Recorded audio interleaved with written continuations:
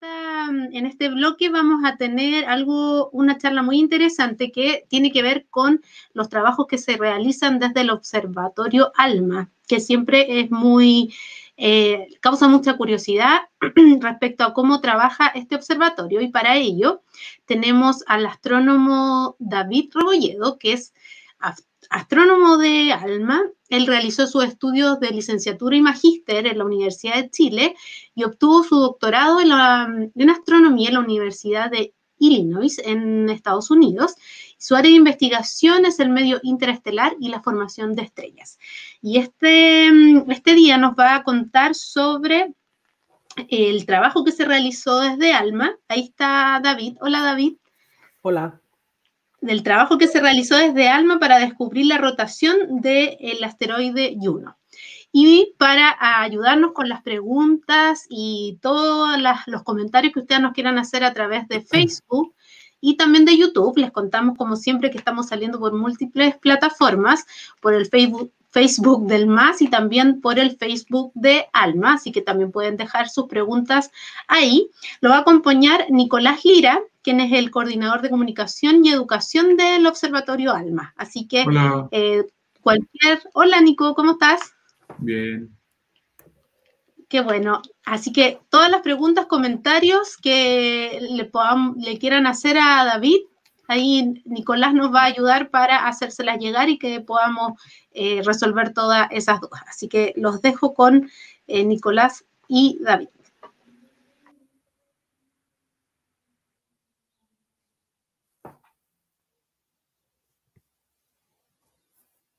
Hola. ¿Parto?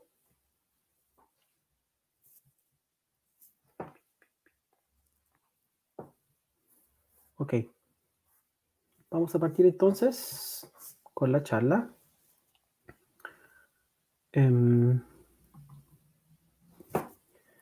Mi nombre es David Rebolledo, soy astrónomo del Observatorio ALMA y hoy día les voy a contar un poco de lo que se logró hacer con el observatorio hace unos años atrás para la observación de este interesante asteroide, uno de los más grandes que existe en el cinturón de asteroides. Este es más o menos el camino que voy a seguir en la charla. Voy a partir contándole un poquito qué es lo que es Juno, en qué consiste sus principales características, imágenes que se han tomado con anterioridad.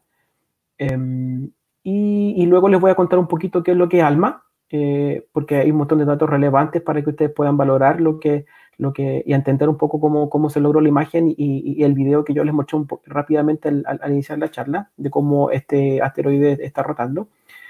Y al final les voy a mostrar el resultado que se obtuvo con el observatorio. Ok, partamos entonces. ¿Qué es el asteroide Juno? Juno es un asteroide más o menos grande. Está ubicado en el cinturón de asteroides. Fue descubierto hace varios años atrás, en 1804, por el astrónomo alemán Karl Harding. Su tamaño es de 246, más o menos 246, 250 kilómetros. No es tan grande comparado con otros asteroides, ni siquiera llega a ser dentro de los 10 asteroides más grandes. El ranking por tamaño es número 11. La distancia al Sol es más o menos la distancia que tiene el cinturón de asteroides. Más o menos, bueno, la órbita del asteroide es más o menos elíptica, por lo tanto varía su distancia. La distancia más grande que tiene es de 2.67 unidades astronómicas. Una unidad astronómica es más o menos la distancia entre la Tierra y el Sol. Y su punto de cercanía, su punto de mayor cercanía al Sol del asteroide es de aproximadamente 2 unidades astronómicas. Se demora aproximadamente 4.36 años en dar una vuelta al Sol. Como está más lejos, se demora mucho más que la Tierra, más lejos del Sol. Su masa es de más o menos 2.87 por tierra 19 kilogramos, y es más o menos el 1% de toda la masa que está contenida en el cinturón de asteroides. Para que se hagan una idea, es un asteroide muy chiquitito. De hecho, es el 0.0001% de la masa de la Tierra. Estábamos hablando de un pedacito de roca bastante pequeño en comparación al tamaño de los planetas, por ejemplo. Esta es una imagen de la distribución del cinturón de asteroides, donde está ubicado Juno. Este cinturón de asteroides probablemente ustedes hayan escuchado durante estos días acerca del cinturón de asteroides, pero en el contexto de Juno les quería mostrar un poquito dónde está ubicado. Está ubicado entre las órbitas de Júpiter y Marte. Se pueden dar cuenta que hay aquí un anillo bien difuso de cosas pequeñitas. Y el cinturón de asteroides está compuesto por un montón de objetos pequeños de forma irregular. En su mayoría son mucho más pequeños que un planeta. La extensión es bastante ancha, es más o menos una unidad astronómica y va desde los 2 hasta los 3 unidades astronómicas más o menos. La masa, si uno juntara todo lo que está en el cinturón de asteroides y lo hiciera en un objeto grandote, formaríamos un pedacito de roca que más o menos va a tener la masa del 3% de la Luna. O sea, tampoco estamos hablando de que hay mucha masa, pero sí hay objetos bastante rocosos ahí en ese lugar. Y su formación, por lo que entendemos los astrónomos, es que cuando se comenzó a formar el sistema solar, se empezaron a formar los planetas, pero debido a que está este planeta tan masivo como Júpiter, en la parte externa del cinturón de asteroides, Júpiter ejerce un montón de perturbaciones gravitacionales, y eso produjo de que en ese sector entre Marte y Júpiter no se formaran planetas. Por lo tanto, todo el material que pudo haber estado disponible para formar un planeta finalmente no lo formó y quedó desparramado por todas partes. ¿Okay? Eso es más o menos la historia acerca del cinturón de asteroides. Yo creo que ustedes ya lo han escuchado en otras charlas.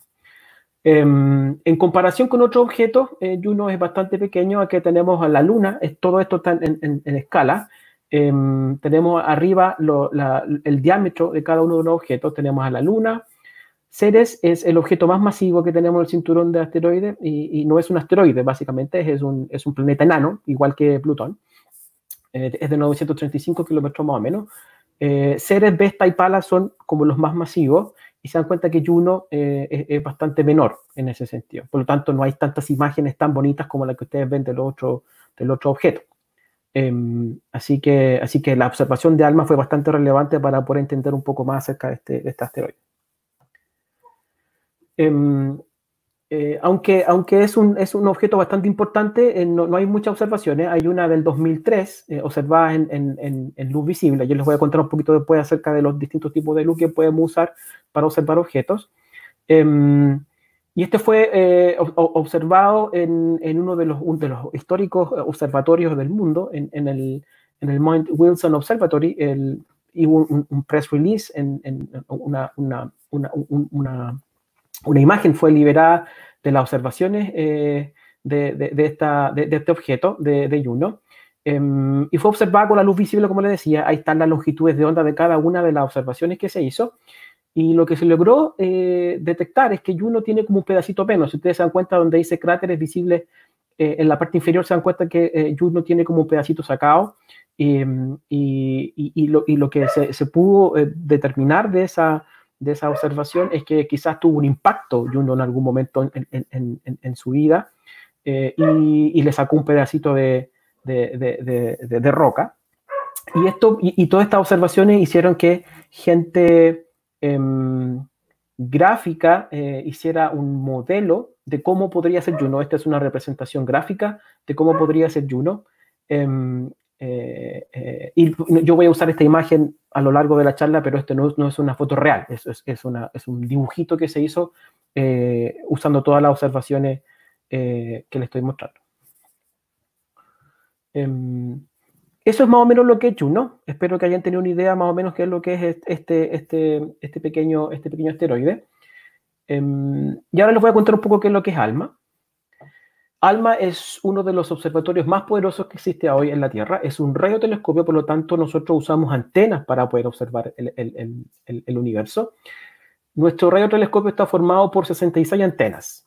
Y la gracia de este observatorio es que nosotros usamos las 66 antenas de manera coordinada.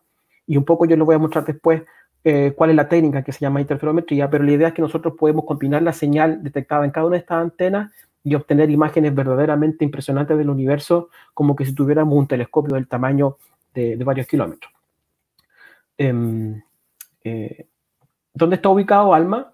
ALMA está ubicado en la parte norte de Chile, cerca de San Pedro de Atacama, y está ubicado en el altiplano, en el llano de Chagnantor, en el desierto de Atacama, y este lugar es especial para poder tener este tipo de observatorios porque combina altitud y lo limpio y lo seco de la atmósfera. Esos componentes son importantísimos al momento de poner telescopios porque eso minimiza el efecto de la atmósfera cuando la luz pasa desde el espacio hacia nuestro observatorio. Así que Chile es uno de los lugares más importantes para poder observar el universo y ALMA es un ejemplo de aquello. Acá hay un ejemplo de los distintos telescopios ubicados a distintas alturas. Y ALMA es uno de los que está a altitudes mucho más altas en la Tierra. Así que es un mega proyecto de ingeniería que afortunadamente tenemos en nuestro país. Debido a que es un instrumento top en el mundo, es muy caro construirlo y mantenerlo. Por lo tanto, para poder realizar este proyecto se tuvieron que unir 3 instituciones muy importantes de astronomía del mundo: el Observatorio Astronómico Nacional de Japón, el Observatorio de Radioastronomía de Norteamérica y el Observatorio Europeo del Hemisferio Sur. Ellos 3 antiguamente competían por quién tenía el observatorio más grande, decidieron unir su esfuerzo y construyeron ALMA, y en conjunto con el gobierno de Chile formaron ALMA hace más de una década atrás ya. ¿Qué puede ver ALMA? Como yo les contaba un poquito al principio, cuando les mostraba las imágenes de Juno, esa imagen fue detectada con longitud de onda que se llama visible, que es lo que nosotros podemos ver con nuestro ojo, pero este rango de luz que nosotros podemos ver con nuestro ojo es muy pequeño comparado con el espectro electromagnético, que tiene que ver con todo el fenómeno de la luz en el universo. La luz es mucho más amplio, que va desde los rayos gamma hasta las ondas de radio, y nuestro ojo solamente ve una parte muy delgadita de lo que se puede observar. Y como nuestros ojos no pueden observar las otras longitudes de onda, por ejemplo, radio, infrarrojo, ultravioleta, necesitamos construir instrumentación especial para poder detectar esa luz que nosotros no podemos ver. ¿Ok? Entonces, en la antigüedad, la astronomía estuvo basada en la luz óptica, pero a medida que la ingeniería y la tecnología avanzó, hemos tenido acceso a otras longitudes de onda, el infrarrojo, el ultravioleta, etcétera, etcétera, y ondas de radio también. Desafortunadamente, toda esa luz no es disponible para observarla desde la superficie de la Tierra porque tenemos nuestra atmósfera absorbe y perturba la luz que viene del espacio. Sin embargo, hay 2 ventanitas que sí llegan a nuestra atmósfera, la onda del óptico, del visual, y nosotros podemos ver estrellas en la noche sin ningún problema, y la onda de radio. Las ondas de radio llegan hacia la superficie, por lo tanto nosotros podemos construir observatorios en la superficie. Si quisiéramos observar en infrarrojo, en ultravioleta, en rayo X, no podríamos hacer en la superficie de la Tierra. Teníamos que mandar, como existen hasta el momento, observatorios satelitales, que están fuera de la atmósfera, por lo tanto no son afectados por la atmósfera. Entonces, ALMA está en la ventana de radio. ¿Ok? Les voy a mostrar un videito que más o menos resume lo que les estoy comentando yo ahora. Esto ya lo tengo listo, así que voy a parar aquí.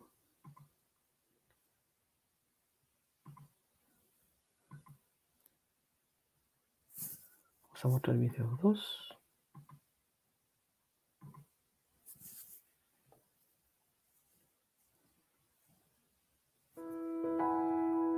Imagínate que pudieras ver un solo color. No que todo fuera del mismo color, sino que pudieras ver, por ejemplo, solo aquello de color verde. Y todo lo demás fuera invisible. No suena muy agradable, ¿cierto? Pero resulta que así es la realidad. Tus ojos solo ven aquello que los científicos llaman luz visible. Y esta luz es una porción muy pequeña de todos los tipos de luz que existen en el universo. Y la mayoría de estos son invisibles a nuestros ojos. Pero hay animales que sí pueden ver estos otros tipos de luz. Por eso las serpientes son capaces de ver en las noches más oscuras y las abejas distinguen las flores que tienen más polen.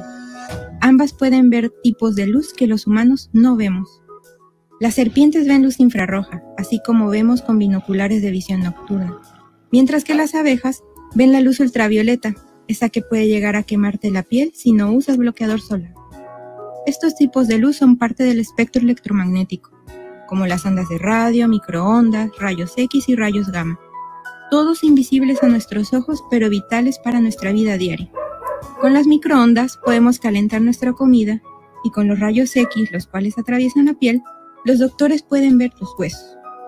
La historia del universo, de las galaxias, estrellas y planetas se cuentan a través de todos estos tipos de luz. Y como nuestros ojos solo ven la luz visible, los astrónomos crearon nuevos ojos para poder ver también las luces invisibles. El telescopio ALMA es uno de ellos, y es capaz de observar las ondas de radio. Ciertas zonas del universo nos parecen oscuras, pero emiten un intenso brillo en ondas de radio. Por ejemplo, donde nacen las estrellas, hay mucho polvo que impide el paso de la luz visible, y es tan oscuro que solo los radiotelescopios como ALMA pueden ver a través de ese polvo y observar el nacimiento de las estrellas. Así estudiamos objetos imposibles de observar por otros medios, como las galaxias muy lejanas o incluso el nacimiento de sistemas solares como el nuestro.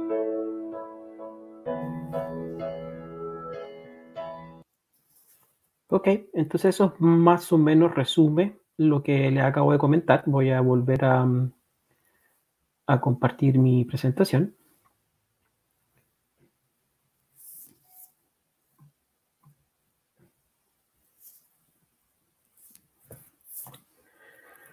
Y ahora voy a gastar un par de minutitos para explicarle cómo funciona ALMA. ALMA, como les comentaba, es un radiotelescopio que usa una técnica llamada interferometría. Y esta técnica se usa principalmente por una razón, que es la resolución. Nosotros, cuando sacamos fotos del espacio, necesitamos sacar fotos cada vez de mejor resolución, con mejor detalle. Esa tarea para las ondas de radio es muy difícil, porque la habilidad de un telescopio para observar el detalle depende de básicamente dos parámetros. El diámetro de la superficie, o sea, es decir, mientras uno tenga un telescopio más grande, mejor detalle de foto puede sacar uno. Y depende de la longitud de onda, es decir, para el mismo aparato, para la misma antena, por ejemplo, para el mismo espejo, si uno se basa en longitudes de onda largos como el radio, como ustedes lo pueden ver acá, la imagen empeora. Por lo tanto, a medida que nosotros somos astrónomos y usamos radiotelescopios, generalmente necesitamos construir telescopios que son muchísimo más grandes para obtener resoluciones que son parecidas a las que pueden obtener astrónomos que trabajan con la luz visual o con el infrarrojo, etc. Entonces, los radioastrónomos tenemos un desafío mucho más grande para construir las antenas que nos permitan tener buenas fotos. Hasta en algún momento ya no se pueden construir antenas más grandes. Si nosotros, por ejemplo, quisiéramos observar a la misma resolución que el telescopio Hubble, tendríamos que construir observatorios que tuvieran kilómetros de distancia, de tamaño. Y eso en ingeniería es imposible. Por lo tanto, ALMA usa una técnica que es alternativa a tener un telescopio gigante, que es la interferometría. Y lo que hace la interferometría básicamente es hacer una antena virtual. Es decir, en vez de tener una antena súper gigante, lo que nosotros tenemos son antenas pequeñas en un arreglo de antenas, y nosotros observamos de manera coordinada un objeto y tomamos las señales de dos antenas y vamos obteniendo la imagen posterior. Con esta técnica, la antena que nosotros podemos simular, entre comillas, el tamaño de esa antena depende de la distancia entre dos antenas. Entonces, yo tengo una antena, dos antenas separadas, por ejemplo, por 16 kilómetros, y tengo un montón de antenas entre medio cubriendo la parte interna. Yo puedo simular un observatorio que tiene, por ejemplo, un tamaño de 16 kilómetros, algo completamente imposible de construir si quisiéramos construir una antena solita. Por lo tanto, la interferometría nos permite saltarnos esa limitación técnica y afortunadamente llegar a resoluciones tan grandes como las que se obtienen en otras longitudes de onda, como por ejemplo la luz visible. ALMA tiene 66 antenas distribuidas en todo el llano de Chagnator, y nosotros lo que hacemos es que tomamos la información y vamos moviendo las antenitas de un lado a otro para poder obtener fotos de mayor resolución o de menor resolución. Si necesitamos mucho más detalle de un objeto específico en el cielo, nosotros lo que hacemos es que tomamos la antena y las ponemos en lugares mucho más amplio. Por ejemplo, acá nosotros vamos moviendo la antena y la vamos moviendo hacia afuera, y con eso nosotros podemos simular un observatorio del tamaño de la distribución de esa antena. Entonces nosotros tenemos una máxima distancia entre dos antenas de 16 kilómetros. ¿Ok? Y a medida que nosotros no necesitamos una configuración tan grande, porque la foto que queremos sacar, o el astrónomo que está pidiendo el tiempo para observar, no necesita de mayor resolución, nosotros ponemos la antena más cerquita y nosotros podemos tener fotos de otra resolución. Entonces nosotros básicamente vamos adaptando y modificando la distribución de antenas para satisfacer la resolución que nos pide el astrónomo. Para eso tenemos dos grandes camioncitos que mueven antenas de una manera muy lenta, porque las antenas tienen una instrumentación muy, muy frágil, y esto es lo que básicamente hace ALMA durante el año. Va moviendo antenas a medida que pasa el tiempo. Les voy a mostrar otro video que muestra qué es lo que observa ALMA. ¿Ok? Y este video más o menos va a ser una introducción acerca de cómo ALMA puede observar Juno. Si me dan un segundito. Entonces vamos a mostrar ese video ahora.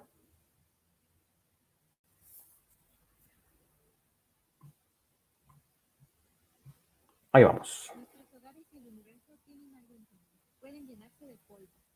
Cuando regresamos de vacaciones muy prolongadas, nuestras ventanas pueden estar tan sucias que ya no podemos ver a través de ellas. Los astrónomos tienen un problema similar. Cuando usan telescopios ópticos, es decir, que ven la misma luz que nosotros, no logran observar a través de los rincones más polvorientos del universo. Son como muros oscuros que tapan la vista. Al igual que cuando dejamos de ver todo lo que pasa afuera por causa de nuestras ventanas sucias, también nos perdemos algunos de los acontecimientos más importantes del universo que ocurren dentro de grandes nubes de gas y polvo. Las estrellas y los planetas, por ejemplo, nacen dentro de esas nubes, demasiado oscuras para la mayoría de los telescopios. Los astrónomos quieren entender cómo ocurren estos nacimientos, puesto que las estrellas y los planetas son elementos imprescindibles para la vida. Se necesita un planeta donde vivir y una estrella que proporcione energía. Para eso hay dos opciones: encontrar una forma de limpiar el polvo o usar unos binoculares especiales para atravesarlo. Para nosotros la primera opción sería fácil, pero no para los astrónomos. Como no pueden limpiar el espacio, necesitan construir una herramienta especial que vea más allá del polvo. Con la ayuda de ingenieros se desarrollaron los radiotelescopios. Uno de ellos es ALMA. Estos telescopios ven un tipo de luz que no es tapado por el polvo, las emisiones de radio. Algunos objetos del universo son tan fríos que no producen energía suficiente para ser vistos en la luz visible, pero emiten ondas de radio, las cuales son generadas por procesos menos energéticos. Por lo tanto, aunque podamos ver el Sol y otras estrellas durante su infancia, su adolescencia y su adultez, solo los radiotelescopios pueden ver las estrellas en pleno nacimiento, ya que éstas generan poca energía. Y además, observar los planetas en proceso de formación en los discos de polvo que rodean las estrellas recién nacidas. Y nosotros nos preguntamos, ¿por qué algunas estrellas son mucho más grandes que otras? ¿Cómo se forman los planetas alrededor de estrellas recién nacidas? ¿Por qué algunos sistemas solares son tan diferentes del nuestro? Estas son algunas de las preguntas que ALMA ayudará a responder.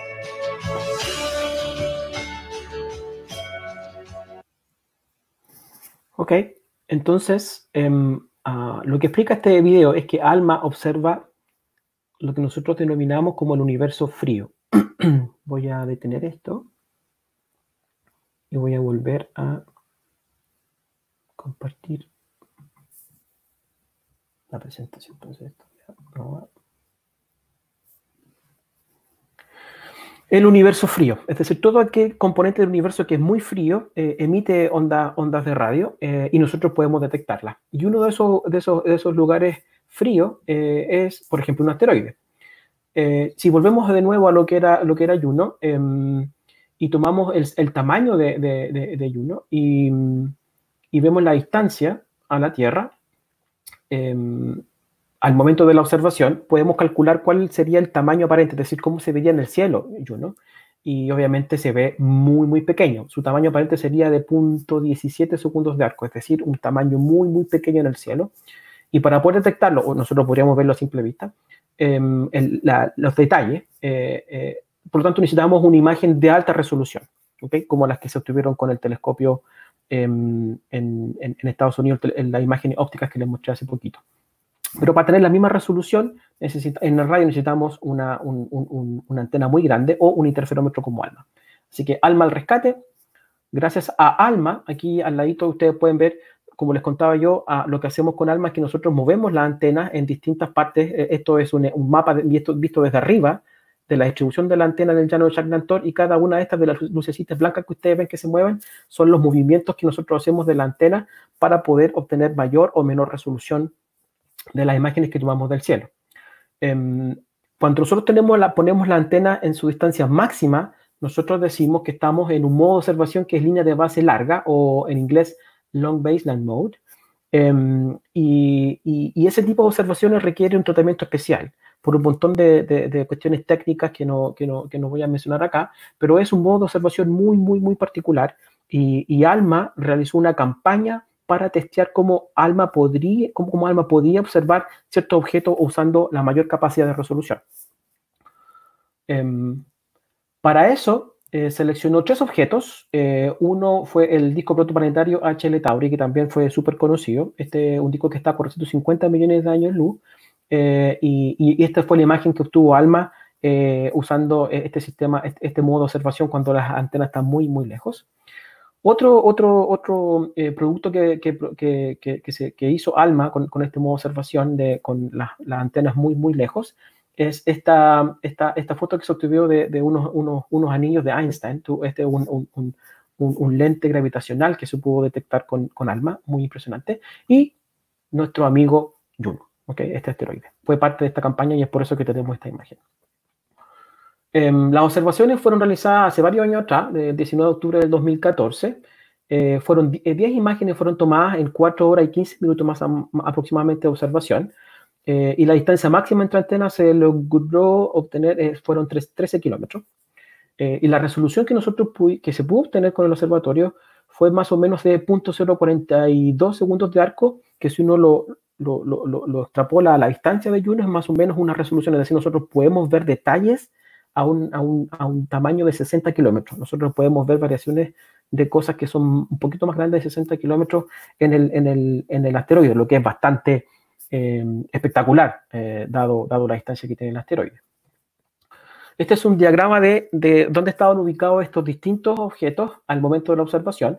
La parte roja indica dónde estaba la Tierra, la parte central, amarillo, es donde está el Sol, y la parte verde donde se encontraba el asteroide Juno en su órbita. Estamos mirando desde arriba, de la parte, desde el polo norte, por decirlo, desde el sistema solar, y al momento de la observación, que fue el 2014, Juno se encontraba aproximadamente a 1.97 unidades astronómicas desde la Tierra. ¿Okay?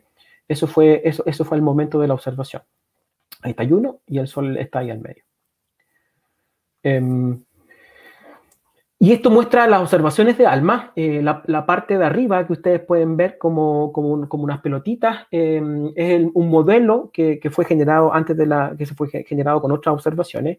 Y este modelo predice cómo se debería ver el asteroide en un tiempo determinado. Como el asteroide va rotando y la visual y la proyección desde la Tierra va cambiando, uno ve distintas partes del asteroide a distintos momentos. Entonces, lo que hicieron los astrónomos de ALMA fue tomar este modelo y compararlo con las observaciones que realizaron en ese momento, el 2014. Y lo que lograron observar es que las imágenes de ALMA son muy parecidas a lo que fue a las predicciones del modelo. Lograron calcular un tamaño de 259 kilómetros, que es más o menos parecido, muy parecido, mejor dicho, a las estimaciones que se han realizado usando otras observaciones con anterioridad. Entonces, cada uno de estos paneles, desde el 0 hasta el 9, son 10 observaciones, son la progresión en el tiempo de cómo ALMA fue observando Juno. A diferencia de lo que hace un telescopio óptico, que solamente puede observar cómo la luz del Sol se refleja en la superficie del asteroide, ALMA lo que detecta es realmente la emisión del asteroide. Afortunadamente pudieron observar Juno durante 4.4 horas. El periodo de rotación de Juno es de 7.2 horas. Entonces nosotros pudimos ver más o menos en un tiempo largo cómo Juno iba girando. Aquí se pueden dar cuenta abajito, en amarillo, ese círculo amarillo habla de la resolución. Son más o menos 60 kilómetros. y Juno tiene aproximadamente 260 kilómetros. Entonces, igual nosotros podemos ver variaciones en la superficie de Juno, pero con emisiones desde la superficie, no solamente la luz reflejada del Sol. ¿Y qué podemos sacar con eso? Muchas cosas, bueno, el tamaño, el tiempo de rotación, por ejemplo, y variaciones en la temperatura en la superficie, cosa que la luz óptica no nos permite dar, como la luz que estamos observando de radio, la luz que se observó es a 1.3 milímetros. Nosotros podemos calcular temperaturas, por ejemplo, asumiendo ciertos parámetros físicos, nosotros podemos calcular la temperatura. Y lo que muestra esta figura de acá es cómo la temperatura varía a medida que Juno iba girando en el espacio. ¿Okay? Y esto es único, y ALMA lo logró obtener, y ustedes se dan cuenta que las variaciones que pueden obtener son variaciones reales, porque la resolución que nosotros tenemos con ALMA es más pequeña que el asteroide. Se detectó más o menos como 215 kelvins, que es más o menos 58 grados Celsius. Entonces esta cuestión está completamente congelada, muy fría, pero aunque esté tan fría, emite longitudes de onda de radio y nosotros con ALMA podemos observarlo. ¿Okay? Entonces, para terminar, les quiero mostrar un video que fue hecho por la ESO, que compila todas las observaciones, estas 10 observaciones del tiempo, y muestra cómo el observatorio, y muestra cómo el Juno va girando en el espacio, y esta es la rotación que nosotros pudimos detectar de manera muy espectacular con el observatorio ALMA. Así que con eso termino.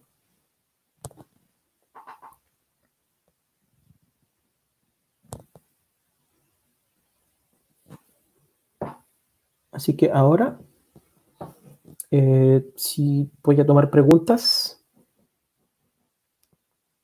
¿Cómo estamos de tiempo, Nico? ¿Estamos bien? Bien, súper bien. Gracias, David. Preguntas, tengo unas por acá. Acá. Aquí Juan pregunta, ¿podría un programa nacional aeroespacial ayudar a superar las desigualdades de Chile? Buena pregunta. Se refieren a las desigualdades, seguramente las desigualdades sociales. Sí, yo creo que las desigualdades sociales vienen de mucho antes que un programa espacial, pero claramente si nosotros logramos acercar y motivar a la gente de todo tipo de niveles sociales por la ciencia, y uno de estos quizás programas espaciales puede motivar a mucha gente a dedicarse a la ciencia, es una manera de distribuir de manera más igualitaria la ciencia y el conocimiento. Y el conocimiento es recurso de todo tipo, no solamente recurso económico, recurso social, educación, etc. Así que la ciencia lo que puede hacer por su lado es tratar de hacer que la distribución del conocimiento sea más igualitario en la sociedad. Súper. Déjame ver. No sé si la macro, no logro ver las preguntas que pueden haber en la transmisión de YouTube. No sé si alguien las está viendo.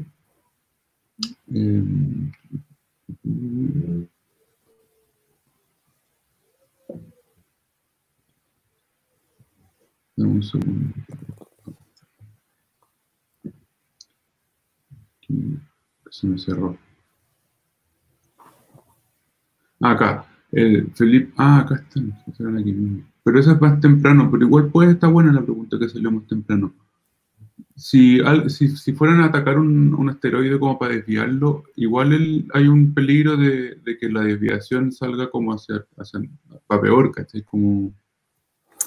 Bueno, sí, pues, la NASA tiene un programa que se llama DART, que de hecho ayer creo que lo vi por ahí publicado en un portal de noticias, es donde van a enviar un satélite, van a testear este poder o esta capacidad que tienen de mover de modificar la órbita de un asteroide o de otro objeto. Esperemos que no, esperemos que todos los cálculos que hayan hecho para poder hacer este tipo de cambios en la órbita de los asteroides esté correcto. Y claro, la física que gobierna este tipo de movimientos es bastante conocida, así que hay que tener mucho cuidado cuando uno modifica las órbitas de asteroides, obviamente para no tener un efecto contrario a lo que se quiere. pero sí. Cuando hay modificaciones en las órbitas de objetos, se produce cierto riesgo de que ese asteroide tenga una dirección no deseada, pero los científicos saben muy bien lo que hacen, así que yo confiaría completamente en ellos. Oye, y ¿cómo se llama? Aparte de Juno, ¿ALMA ha observado otros asteroides que aún no se hayan publicado resultados? Esa es buena pregunta. Como ciencia de testeo de ALMA, creo que no. De hecho, en el artículo publicado por ALMA se mencionaba de que esta imagen fue súper preliminar, fue tomada en el 2014, es decir, hace más de 6 años atrás, cuando ALMA todavía no tenía todas las antenas listas. En ese tiempo tenían 30 y tantas antenas, ahora tenemos más de 50. Por lo tanto, se proyectaba de que esta imagen podría ser mejorada, pero de una manera impresionante, cuando ALMA fuera mucho más potente, y iba a haber otro tránsito cercano entre Juno y la Tierra, el 2019, 2018, no me acuerdo. Desafortunadamente, creo que ALMA no lo observó, Juno. No encontré más información acerca de que si ALMA lo hizo una segunda observación. Esta es la única que puedo encontrar como final. Pero no, si otros astrónomos están observando asteroides u otros objetos en el sistema solar, sí, constantemente. Oye, cuéntanos un poco cuál es la ventaja de observar con ALMA un asteroide versus observarlo con un telescopio óptico, en el sentido de que uno ve la luz reflejada del Sol en el asteroide y con ALMA la ve directamente. Si podéis como explicarnos un poco eso. Sí, bueno, cuando yo les mostré un poquito al partir la charla, era que la imagen que se tuvo de Juno hace más de 20 años atrás, con el telescopio óptico, uno ve, tiene que tener una suerte, como es la luz óptica, se refleja en la superficie del asteroide, y nosotros detectamos ese rebote, por decirlo de alguna manera. Tenemos que tener bastante suerte para que justo distintas, por ejemplo, cráteres o distintas formas del asteroide estén alineadas y tengan suficiente contraste para que uno los pueda ver. En cambio, cuando uno observa con radio, uno observa la emisión propiamente tal del asteroide, por lo tanto uno no depende tanto de esa suerte de tener justo la vista perfecta para poder ver los cráteres o ver otro tipo de formas en la superficie del asteroide. Por lo tanto, ahí hay una ventaja muy buena. Y segundo, es que nosotros podemos usar, como les mostraba yo al final de la charla, la emisión, en este caso en el milimétrico, a 1.3 milímetros en radio. Nosotros, usando física, podemos calcular parámetros físicos como, por ejemplo, la temperatura. Y eso no es posible hacerlo con el óptico. Así que el radio ofrece otras alternativas para poder estimar parámetros físicos de asteroides, comparado con el... Oye, Pablo pregunta si se pudo calcular el periodo de rotación de Juno. No, sí, se pudo calcular. El tema es que nosotros no logramos observar un periodo de rotación completo. Solamente se logró observar el 60% del periodo de observación. El periodo de rotación es de un poco más de 7 horas, y ALMA lo observó durante 4.4 horas. Entonces, el periodo de rotación ha sido estimado con anterioridad, no fue estimado por ALMA, pero en el paper hablan un poco acerca de que si uno sigue el modelo que está establecido, que yo les mostraba ahí las imágenes del modelo versus lo que observó ALMA, la forma de cómo se ve la emisión en radio sigue más o menos el modelo, por lo tanto uno podría estimar que lo que puede determinar ALMA en términos de rotación se parece a lo que se ha estimado antes, es un poco más de 7 horas. Buenísimo. Oye, y preguntan acá, Raúl, ¿el asteroide Apophis lo ubicáis o no? No te hago la pregunta. No lo cacho. Pasará cerca. ¿Qué tan seguros estamos de su órbita? Pero tengo una pregunta a partir de esa misma pregunta. Que sirve, es cómo le chuntan con ALMA a Juno, como si no, porque con el óptico por lo menos decía, ahí se ve, está brillante, ¿cómo tienen que tener clara la trayectoria de antes? O... Sí, existen algo que se llama efemérides, que te dicen más o menos hay un database completo creado por un montón de astrónomos que te dice más o menos en qué lugar se va a encontrar un objeto del sistema solar en el espacio en un momento indicado. Entonces, como este objeto es tan chiquitito y las observaciones de ALMA son tan chiquititas, todo eso necesitó una coordinación muy, muy exacta y hacer el seguimiento a medida que se iba observando Juno en el movimiento durante 4 horas, muy, muy precisa de la posición en el cual las antenas estaban apuntando. Por lo tanto, fue un proyecto bastante arriesgado, con un montón de dificultades, pero afortunadamente la gente que llevó adelante este proyecto lo logró sacar adelante. Buenísimo, buenísimo. Bueno, creo que estamos por hoy día. Muchas gracias, David, por tu tiempo y por contarnos todo este proyecto de Juno y de observar asteroides con ALMA. Muchas gracias a los que se conectaron y pudieron compartir con nosotros este ratito también. Y muchas gracias al MAS por organizar esta muy linda iniciativa también. Muchas gracias por darnos la oportunidad de contarnos, de dar la oportunidad de poder contar a la gente lo que ALMA puede hacer también. Súper. Chao, chao.